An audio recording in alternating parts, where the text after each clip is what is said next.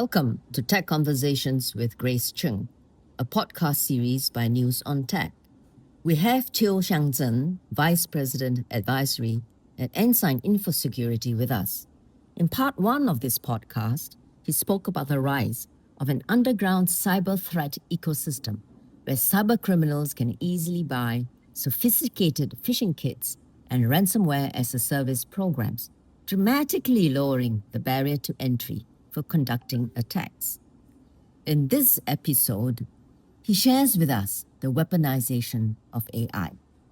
Xiang, you were able to profile some of the groups in the underground cyber dark web in Ensign's recent cyber threat landscape report. Can you share with us examples of these groups and how they are weaponizing AI? So the initial access brokers, for example, we are seeing them already leveraging artificial intelligence in a few ways.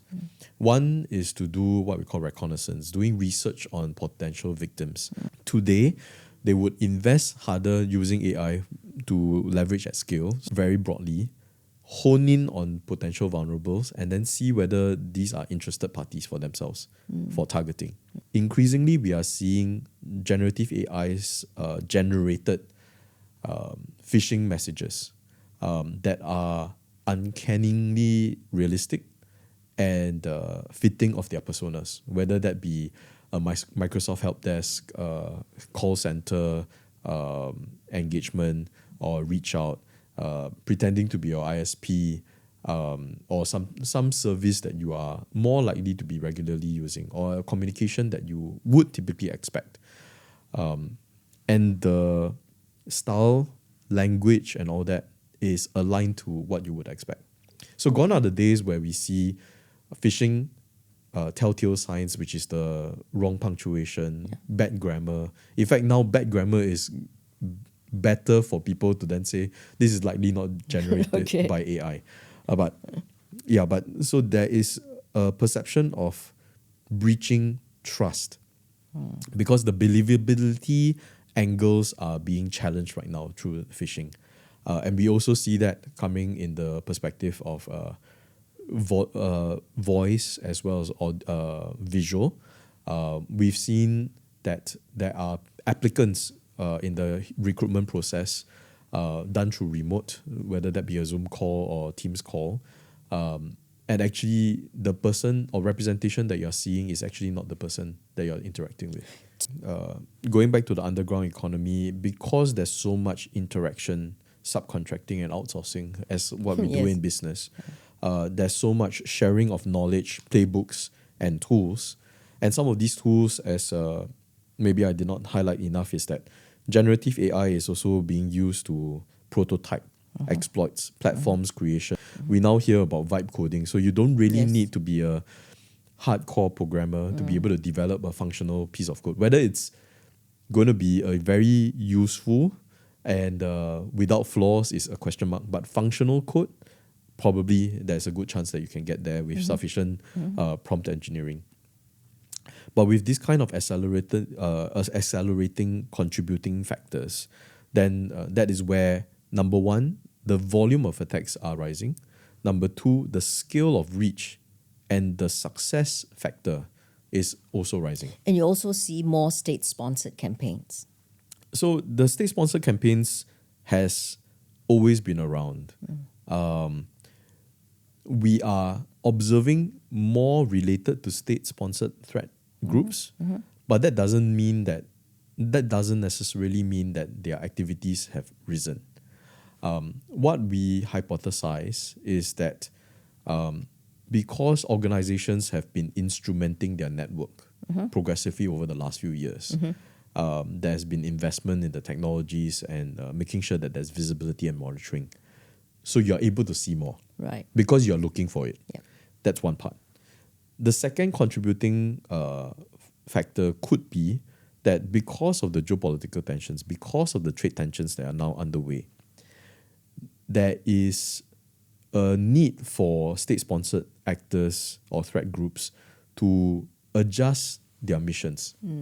And many of these, if we look towards the state-sponsored actors, their characteristic is, I am strategically patient, I have high level of resourcing and sophistication and capability to be able to pre-position, and pre-position is the key.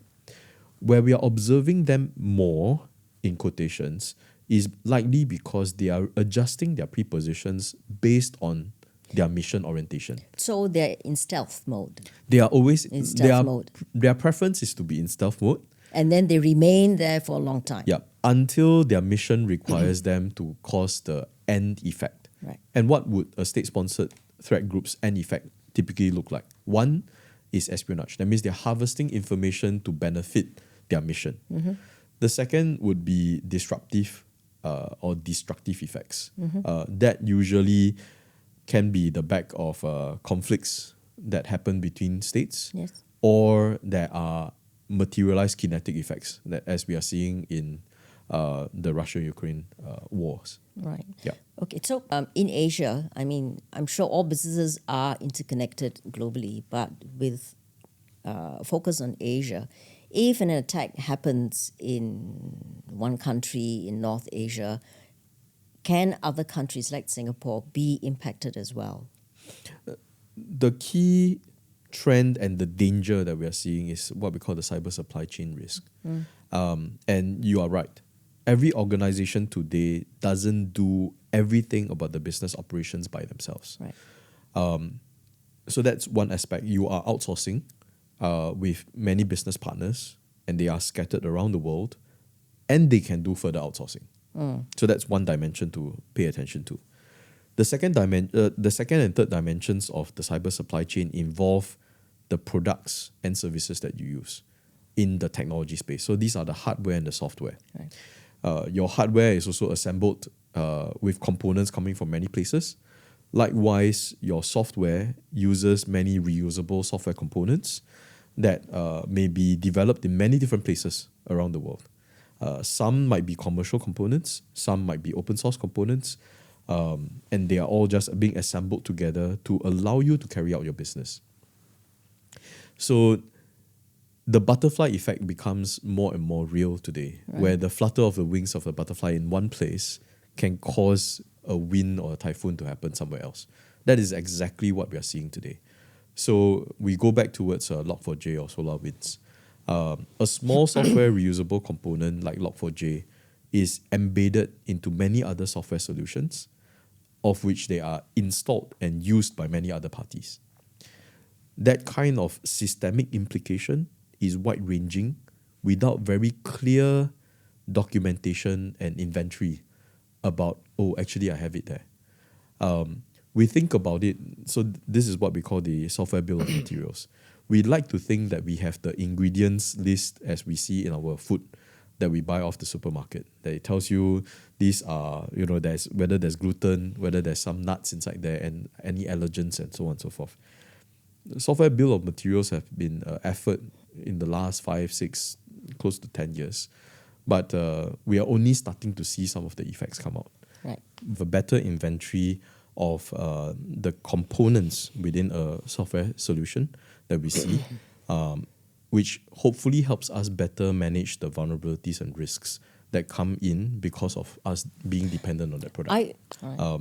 Why is the cyber supply chain a very complex problem to solve? Number one, I've already said, the systemic implications that apply. Yeah. But going back to the vendors as well, so many organizations, we depend on other business partners to be able to carry out functions relating to our business operations. But because of this outsourcing, your vendors and their ability to arrive at the same level of cyber defense that you aspire them to be, so that they can carry out your services, is coming to question. So many of these business partners, they would be typically and predominantly in the small and medium enterprise space, which basically means that their business is nothing to do with cyber. Yes. Second, they would be typically under-resourced, both from a technology as well as the human capital perspective, the talent, to be able to mount a reasonable cyber defense or even to ensure good cyber governance. So, but nonetheless, you depend on them. Yeah. So for people interested in harvesting this information, there are angles that they are using to be able to compromise these individuals. From a nation state's angle, it could be to benefit my negotiations with you in a conflict or tension. Okay, if we move from that to a Singapore lens, Yeah. what do you think, what are the attacks that are coming for Singapore organizations? I think Singapore is, we are attracting many interested parties. Yes. Because of our several hub status, right? I think over the years, Singapore has doubled down on becoming an even more prominent hub in our region. Whether that be law, arbitration, management and settlements. We talk about financial hub. We are clearly a financial hub in this part of the world. We talk about air travel as well as maritime transshipment activities. So these few angles make us extremely attractive. At the digital infrastructure, we are also among the densest when it comes towards digital connectivity, right. Submarine connectivity, yes. Cables connectivity. So these multi-hub status actually makes us super attractive, both as a direct target as well as a supply chain conduit to many of other targets that different threat actors may have. So we see, for example, there are many Asian HQs that are set up in Singapore. They would aggregate access to information for this region. And so coming to target Singapore gives them this systemic reach and access to many other stakeholders in the system. So what is law enforcement doing about all of this? You know, how can they go into the dark web and capture, steal, the information or put them out of the business? I cannot speak for law enforcement. I can share about what I know are initiatives. So Singapore is fortunate enough to have the Interpol Center for Digital Crime housed here. And clearly the law enforcement agencies around the region collaborate in that space. So they are definitely performing all their intelligence gathering and taking the law enforcement actions against. Is it possible to go and wipe them out? I mean, in the past they have done a few of these. They've done a few. Our threat landscape report highlights at least one or two threat groups that have been successfully taken down to individual. So I guess intelligence gathering, collaboration between law enforcement agencies is already something that they are doing. The second thing that law enforcement is observed to be doing is, of course, educating the public.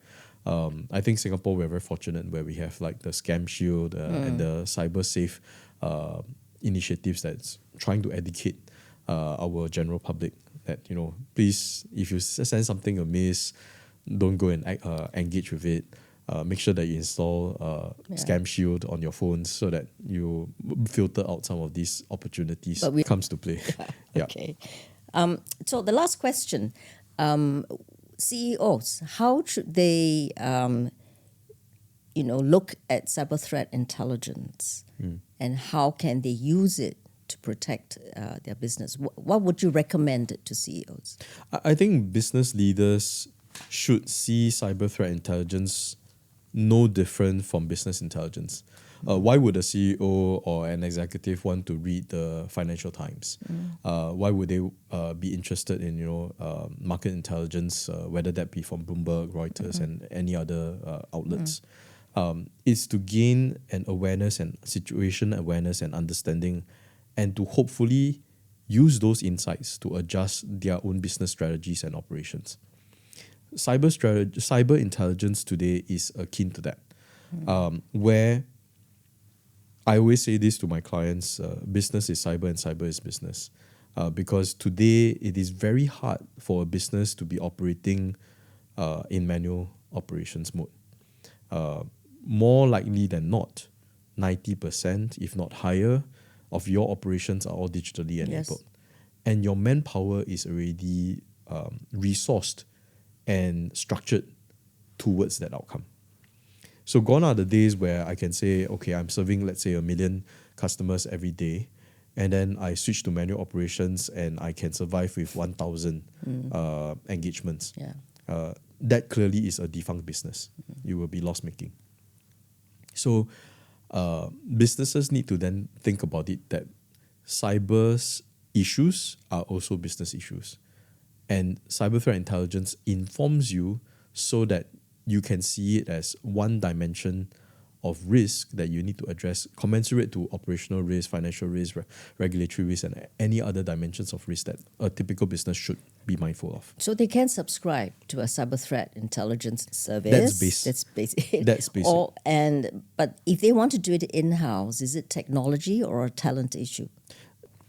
For organizations, unless you have that desire and investment budget to be able to then build out intelligence operation, then the next layer comes is you want analysis services to be able to then resonate, interpret what is the situation out there in your context, and then to give you recommendations, advisories, and insights to be able to adjust your own defense postures as well as your business operations.